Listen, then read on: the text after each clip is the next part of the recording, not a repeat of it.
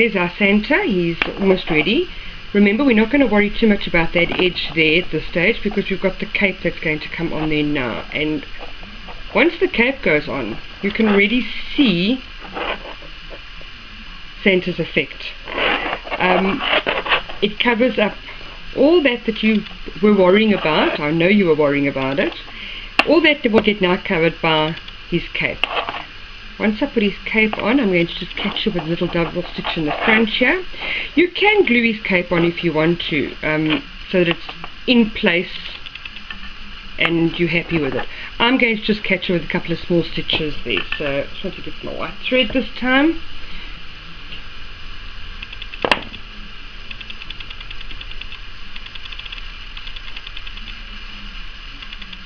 There we go. Just want to catch it nicely there under his chin on that corner, and I'm going to catch it on this corner. Remember, you are working with a slightly stretchy velvet, so you've got quite a lot of leverage with this velvet. And I'll just tie that quickly. Just need an extra piece. And then, if you want to, you can stitch it down. I'm going to just gently stitch it in place so it doesn't move around too much. Okay, to our bottom.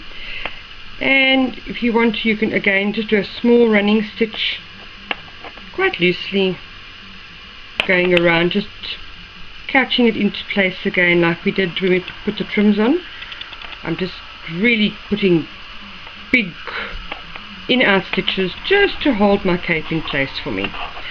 I do use glue, but I find I prefer just sewing things in place, because I have found with the glue, the moment I spray anything, being water soluble, of course the glue comes loose, and I've lost too many pieces of lace or had things move. So these days I sew them in place, and I know it's there. I can anchor it, and it's all in the right place. Now I'm going to just lift our camera slightly here so we can put Santa in his sleigh. Let's have a look how he's doing. I think he's doing great. So he's sitting. His arms are going to be ready for his reindeer harnessing shortly. And all we've really got to do is his wig and his cap. And once you've got his cap on, of course, we already look like Santa. While I was out looking for something else the other day, I came across this white cording, and I found that if I unraveled it, it just made this lovely curly lock. So I've taken a piece, and for this particular one, I'm going to use this for Santa, and we're going to just brush it all out and give him all those lovely curls. I want to just put some glue on his hairline where it should be.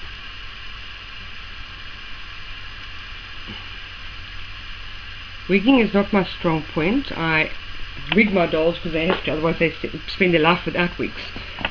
Let's just put him down and trim all this up into pieces quickly. I think this is going to work quite well. I've never done this before, so this is the first time for me as well. Let's just cut it into bits.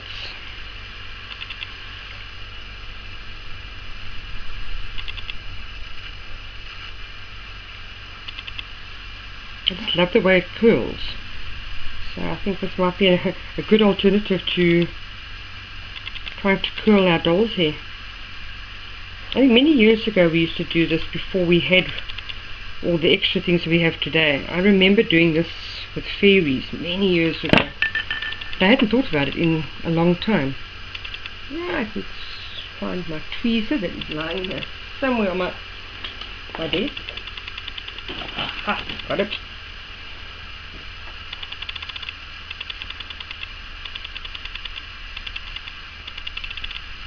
Looks like he's getting locks at the moment. Okay, don't panic, we're going to brush all these curls out just now.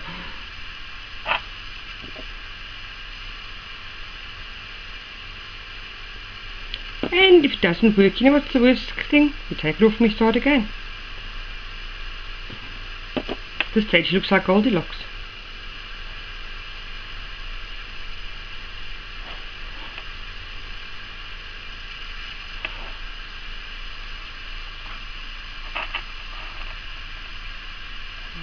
Okay. Let that dry. Actually pull this apart, and it's quite nice. Let's give a piece of that. I'm sorry about all the noise you hear in the background. We have builders here at the moment, so unfortunately we have a lot of interference and sound. Makes it sound like we're a very noisy household, which I suppose with 5 dogs and 7 cats we probably are. So far they've all been very quiet this morning, for which I'm very grateful. Okay, I'm going to leave that to dry so long, and I'm going to actually brush out some of this for his beard.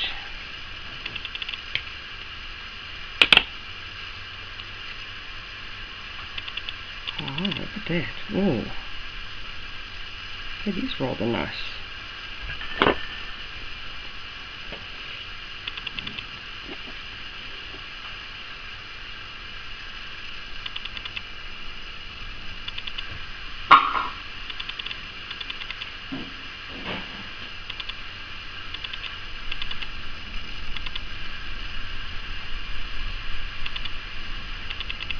Oh, that looks quite nice for a beard. Look at that. Just give it some. And then we need to cut a moustache. I wonder if we take a piece of this and we actually just wet it gently. And actually give him a dot across his lip. Let's just see. Bear in mind, I haven't painted my Santa Claus yet, so. Okay, let's see. I'm going to just push it down like that and let it dry, and then I'm going to snip it off. Let's see how it works.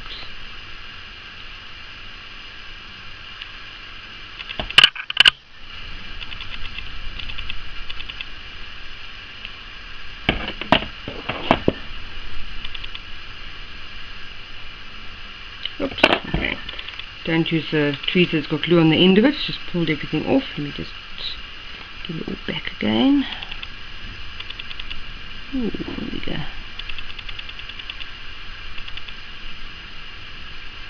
No, okay, let me take that off and start again. Let's see.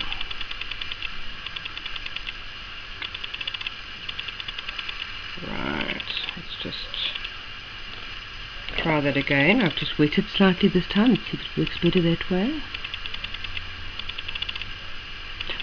We could always paint this moustache, but let's see if we get this right this way. There we go. Okay. Moral of the story this time, leave it to dry before you start fiddling with it.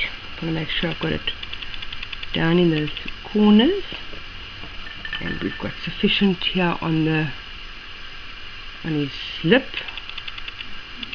Don't want it to go into his mouth. I want to be able to paint his mouth just now and get that nice detail. And actually, that could work quite well. We might even give him a long moustache. Alright, I'm going to let that dry so long. I'm not going to interfere too much. One of the things I have learned is a little bit of patience sometimes goes a long way. I tend to be incredibly impatient, and I want to do it now, and I don't want to wait for the glue. But I don't want to have to do this whole thing again, so let's just do it the right way today and leave him aside to dry. And while he's doing that, I'm going to start with our treetop angel. Now, in our notes that we got yesterday that I did send out, please, if you never received your notes, just email me and I will send them to you again. The PDF file, for some unknown reason, came through blank. So I'm sending it in this Microsoft Word document. The basics are in there. We took our femur, we rolled it in a little ball, we created our teddy bear head, and we baked it. I just want to get mine and then we'll carry on from there. You'll see I've done Santa's beard and I've put his hat on. I've glued it in place there.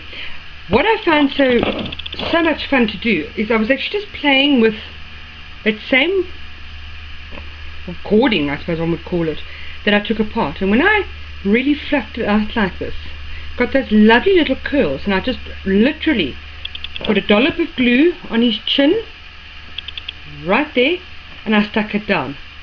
I'm going to keep this little bit because we'll use it somewhere as hair or something for one of the other projects. Now we're going to do our treetop angel. As I said earlier, for those that are just tuning in with us now, basically what our tutorial showed us yesterday was the ball, which is about 1 centimeter round, the little nose and the ears, and then of course to paint. I got quite carried away and I ended up with a bunny, which I think is just so cute, and I ended up with a little pig that I'm still busy painting, and a little grey piggy, which I think is going to be quite cute. And the fun about these is you actually have so many options of what you can do.